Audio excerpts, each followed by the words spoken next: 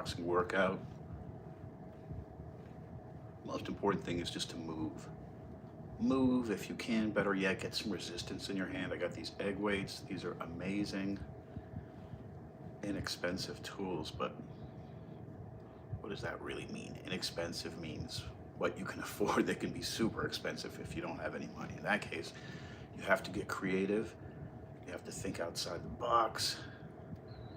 Get some bricks, get some dumbbells, get whatever you can find, some rocks, and start to work with this resistance while you're shadowboxing, getting hundreds and hundreds of punches. And it's so important, thousands of punches.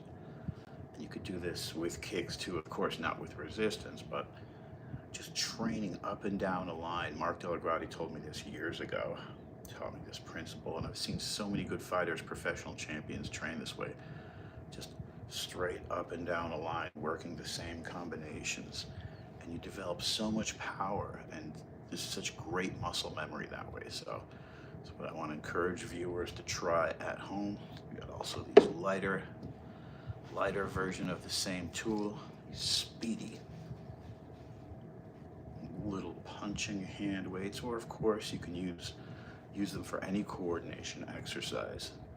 Just invaluable tools. So like I said before, they're only inexpensive if you have the budget. If they are beyond your budget, grab some bricks, grab some rocks, grab just whatever light weights you can, because this principle, which was created by the Russian National Olympic boxing team, which is such a skilled team, and the Cuban team uses it. There's so many national teams that use this technique of shadow boxing with weights, but it was the Russian national team that created a specific regimen, a daily regimen, to where you shadow box. Let's say you throw your usual combination, you're going to throw a 1-5.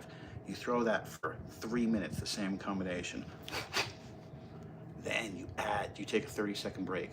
You add the hand weight, boom, boom, slowly, very methodically, without that snap.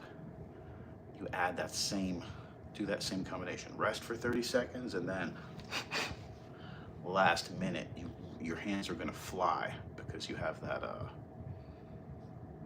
because you have the proprioception, the coordination, the ambulation, and the hand speed dialed in because of these tools. So I want to encourage you guys. There's a lot of videos, a lot of naysayers are like, oh, the science behind shadow boxing with weights isn't there. I know pro fighters who are not crazy about it. There's high-level pro fighters who will not shadow box with weights. So there's some high-level pro fighters who will, don't believe in hitting the heavy bag or mitts. Everyone has their own methodology, their own training technique, and so find what works for you.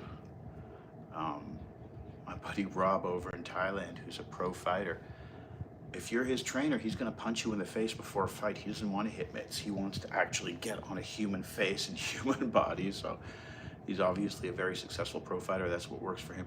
Find what works for you at your skill level and train that way. And all the...